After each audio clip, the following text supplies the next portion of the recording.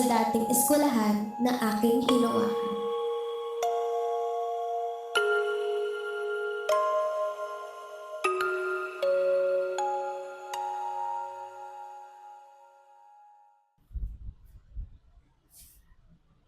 Trixie! Labasan na pala kayo. Nasaan yung anak ko? Nandun po sa principal office, Nay. O sige, Trixie, salamat. Sige, Nay. Uuwi na po kami. Salamat.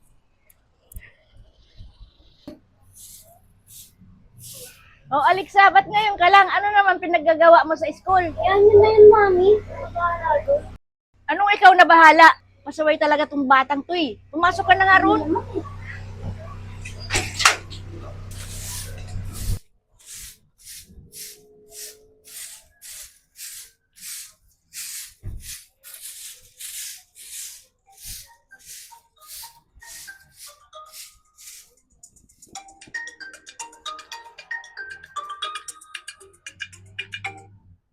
Hello po, ano pong kailangan Hello nila? po, Mami. Good afternoon po.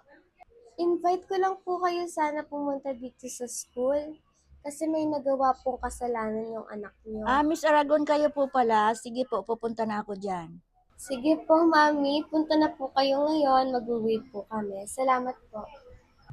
Ayun na nga po, mga Mami. Pinapunta ko po kayo dito dahil po sa mga anak ninyo. Okay po, Miss Aragon. Ano po problema ng aking anak? Oo nga, Miss Aragon. Pasensya na. May nagawa bang mali ang anak ko? Kasi po, ma'am, yung mga nakaraang araw po, marami po ako natatanggap na mga reports po sa mga estudyante na yung anak niyo po is binubuli po nung anak ni ma'am. Ay gano'n, Miss Aragon. Pasensya na kung may nagawang mali yung anak ko ha. At sa'yo, Mami, pasensya na. Sobrang kulit kasi ng anak ko. Masyadong malikot eh. Okay lang, Mami. Naiintindihan ko mga bata ngayon. Talagang sila yung makukulit. Pero sana sabihan niyo rin po siya para sa susunod, hindi naman ako papayag. Kawawa naman ang bata. Okay, Mami. Maraming salamat ha. Sorry talaga ha. So, ano pong mangyayari, Miss Aragon, sa anak ko? Sa school po kasi natin, ma'am, meron po tayong disciplinary actions. Nabigyan na po namin siya ng chance pero medyo nakarami na din po siya. Okay lang po ba sa inyo? Okay lang po yun, Miss Aragon. Kailangan po talaga mabigyan ng disciplinary action ng mga bata para maging maayos. Yun lang po mga mami. Thank you po sa pagpunta niyo po. Bibigyan ko na lang po kayo ng update sa kung ano pong mangyayari. Thank you po. Sige po, Miss Aragon. Maraming salamat po. Pagkalipas ng ilang linggo, hindi na inapi o nilapitan ng dalawang puli. Hindi nagtagal ay may nalaman ng dalawang puli na hindi nila inaasahan.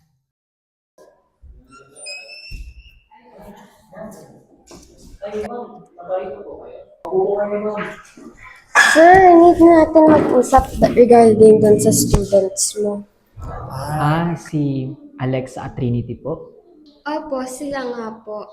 Natawagan ko na po yung parents nila and willing naman na sila mag-accept ng mga disciplinary action. Okay po ma'am. Mabuti po kung ganun. Ma'am, kamusta po pala status ni Trixie? Yun na nga, si Trixie, nauna siyang umalis kasi nagkaroon din siya ng family problem. Opo ma'am. Nabanggit po sa akin yan ng parents niya last time. Ngayon naman po, sir, ano na pong gagawin natin kay Alexa? As we speak po ma'am, pinatawag ko na po yung parents ni Alexa. Katulad po nung bilin niyo sa akin last meeting. O sige, samahan mo na lang ako mamaya kay Mrs. Handog and ako na lang mag-e-explain sa kanila. Okay po ma'am. Sure.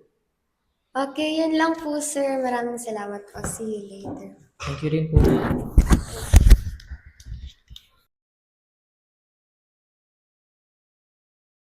Good morning po.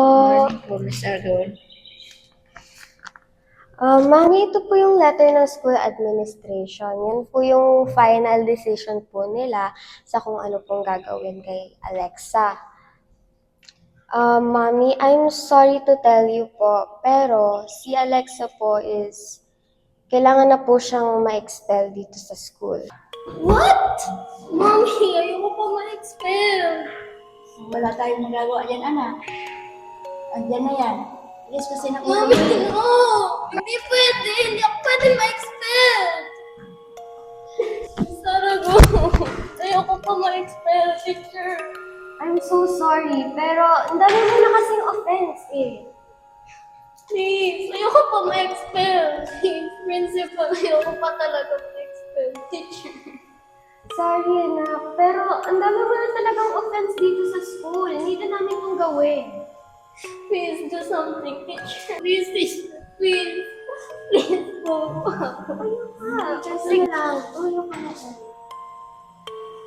Bibigyan na lang kita ng last chance. Pero dapat maging sincere yung apology mo kay Trinity at Kylie. Saragon, gagawin ko po lahat ng gusto mong ipagawa. Promise. Tama yan, Alexa. Alam mo, mali ang magbuli. Paano kung nakarang magbago ka? This is your last chance. Do it right. Okay po, teacher and Miss Saragon. I will do it now. Trinity, sorry. Sorry sa lahat ng ginawa kong pambubuli sa'yo. Patawarin mo ako sa lahat ng mga nagawa ko sa'yo. Okay lang yan, Trinity. Remember what Jesus said, love your enemies. Oo nga. Thank you so much, Trinity. Ang bait-bait mo talaga. Can we be friends? Okay. Ikaw, Kylie. I forgive you too.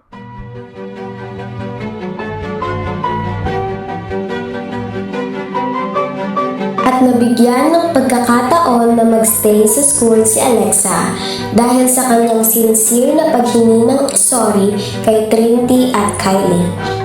Pinatawag naman siya ng dalawang magkaibigan, kaya naman mula sa araw na yon, sila ay naging matalik na magkaibigan at na nagmamahalan. Sa lahat ng ating mga tagapanood, naway may napulot kayong magandang aral sa aming munting palabas. At doon nagtatapos ang aking maikling kwento patungkol sa Bully Now, Sorry Later.